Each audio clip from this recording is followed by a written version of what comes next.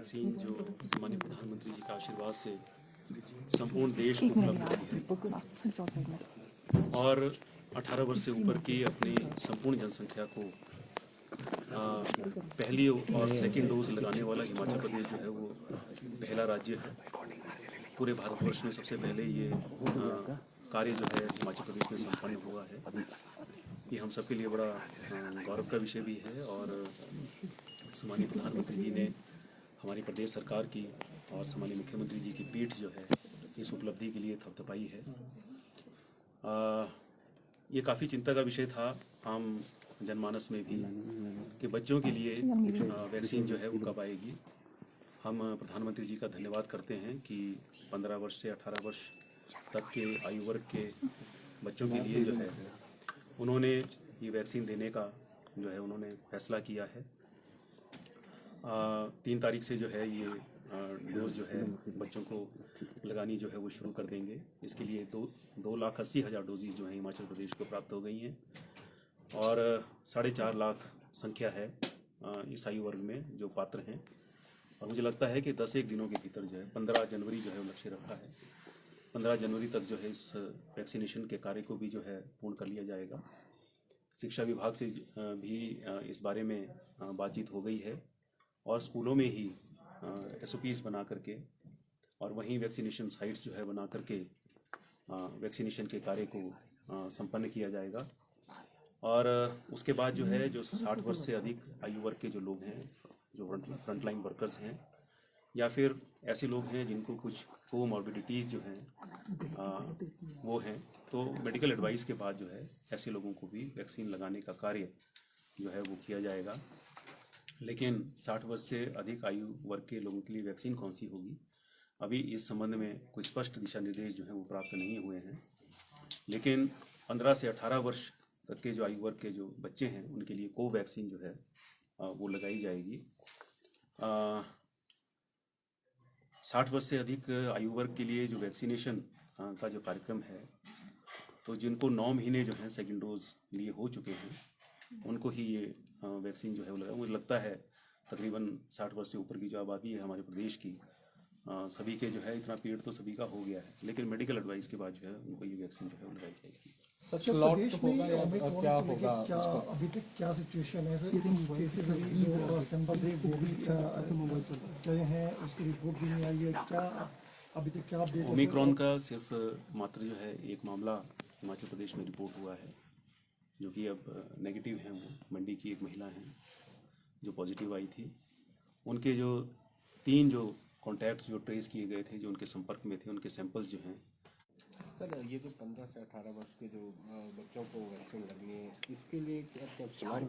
अभी इसके लिए SOPs जो है वो बन रहे हैं। शिक्षा विभाग से जो बात हुई है और स्कूल्स में जो है इस वैक्सीनेशन के कार्य को जो है पूरा किया जाएगा। स्कूल्स में इम्पोर्टेंट बातें ये है, जैसे वेकेशंस हो रही है, स्कूल बंद हो रहे हैं, कुछ जगह ऐसी है जहाँ स्नोफॉल भी है, उसके लिए भी क्या अलग से कुछ? उसके लिए प्राथमिकताएं जो वो हो सकती है। जैसे जब हमने सेकेंड डोज लगाने का जो कार्य किया उसमें प्राथमिकता जो है जो हार्ड एरियाज़ थे हमारे उनको दी गई। पहले वैक्सीनेशन का कार्य जो है वहाँ संपन्न किया गया और जब ये अभियान चलेगा तो उसमें मुझे लगता है कि बच्चों को बुला करके वैक्सीनेशन का कार्य जो है किया जा सकता है। बहुत सारे हमारे नेबर स्टेट है जहाँ रात्रि कर्फ्यू, बहुत सारी रिस्ट्रिक्शंस, फंक्शंस पे बैन हो गया और तमाम तरह की रिस्ट्रिक्शन कोविड के टाइम में थी। क्या हमारे हेल्थ डिपार्टमेंट में भी ऐसी कोई रिकमेंडेशन? अभी कोई ऐसी रिकमेंडेशन नहीं है, अभी कोई ऐसी चर्चा भी नहीं है क्योंकि अभी एक भी मामला ओमिक्रॉन का नहीं है और कोविड के हम सामान्य केसेस की बात करें तो मात्र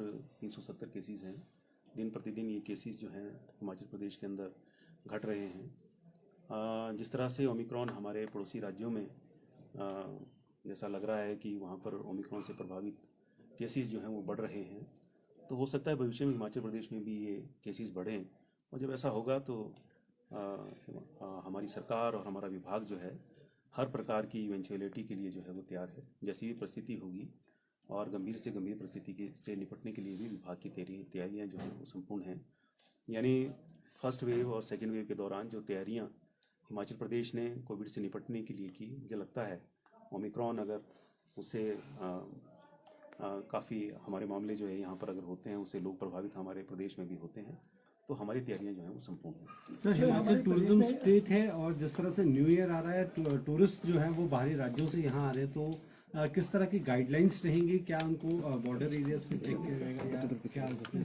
नहीं, अभी तो ऐसा जो है कोई गाइडलाइंस कोई इशू नहीं हुई है, लेकिन आग्रह जो है वो बराबर हो रहा है।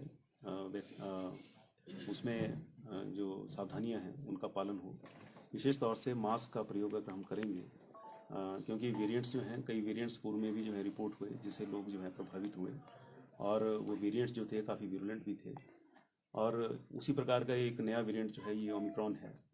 तो अगर सावधानी रखेंगे तो वेरिएंट कोई भी हो, फिर मैं ये दावे के साथ कह सकता हूँ कि फिर संक्रमण जो है वो फैल नहीं सकता है। मुख्य बिंदु जिस पर जो है सबको ध्यान देना है, और मुझे लगता है जिसके लिए पर्याप्त व्यवस्था और जो इंस्ट्रक्शंस हैं वो तकरीबन सभी विभागों को दी गई हैं। सार्वजनिक स्थानों के ऊपर भी इन 3 नियमों का, विशेष तौर से 2 नियमों का पालन, मास्क का प्रयोग और सोशल डिस्टेंसिंग, भीड़ भाड़ भरे स्थानों पर जो है इसका हो, और बार बार ये आग्रह भी हो रहा है कि हैंड हाइजीन और कोविड अप्रोप्रिएट बिहेवियर जो है उसका प्रत्येक व्यक्ति ध्यान रखे। हॉस्पिटल में इंफ्रास्ट्रक्चर की बात करें, जिस तरह से कोविड के टाइम में कुछ मुश्किलें हुई, कि क्या अगर किसी कोई इवेंचुअली तैयार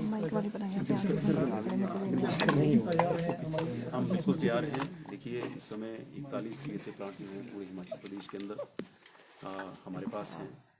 1000 वेंटिलेटर्स हमारे प्रदेश के पास फंक्शनल हैं।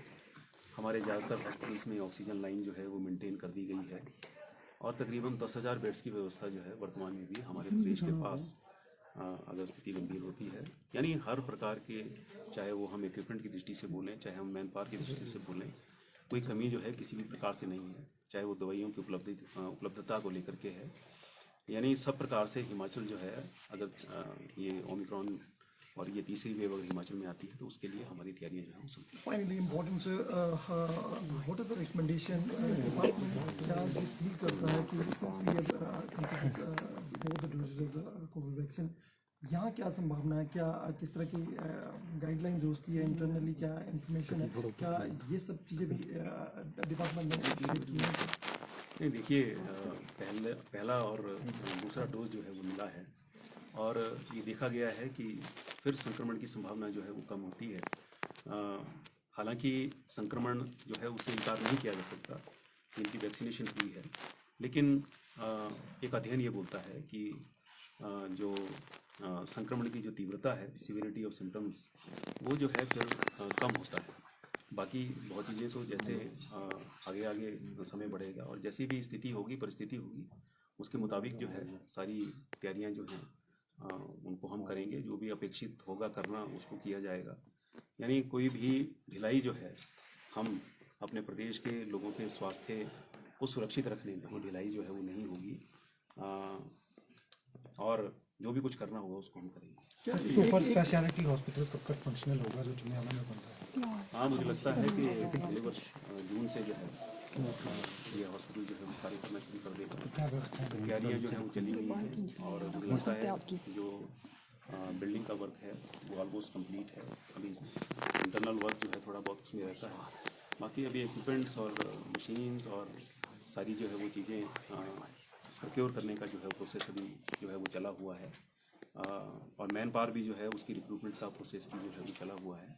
तो मुझे लगता है अगले वर्ष से जो है ये सुपर स्पेशलिटी हॉस्पिटल जो है वो काम करना शुरू करेगा। सर, सैम्पलिंग और टेस्टिंग को लेकर भी इम्पोर्टेंट है कि क्योंकि 2 डोजेज लग गई हैं, उसके बाद वो स्लो डाउन हो गया था, क्या उसको भी बढ़ाया जाएगा? क्योंकि कुछ निश्चित तौर से इस तरह की कि पड़ोसी राज्यों में चुनाव को देखते हुए, जैसे पंजाब में कुछ राज्य ऐसे हैं जहाँ सैम्पलिंग कम हुए डिस्पाइट ऑफ द केसेस बढ़ने के बाद। हाँ, मेरे ख्याल में मुझे लगता है कि अगर ऐसा, क्योंकि पड़ोसी राज्यों में मामले जो हैं बढ़ रहे हैं, मुझे लगता है टेस्टिंग को जो है हमें जिस प्रकार से पूर्व में भी यहाँ टेस्टिंग जो है हो रही थी, टेस्टिंग को बढ़ाना पड़ेगा और बढ़ाएंगे अगर आवश्यकता होगी।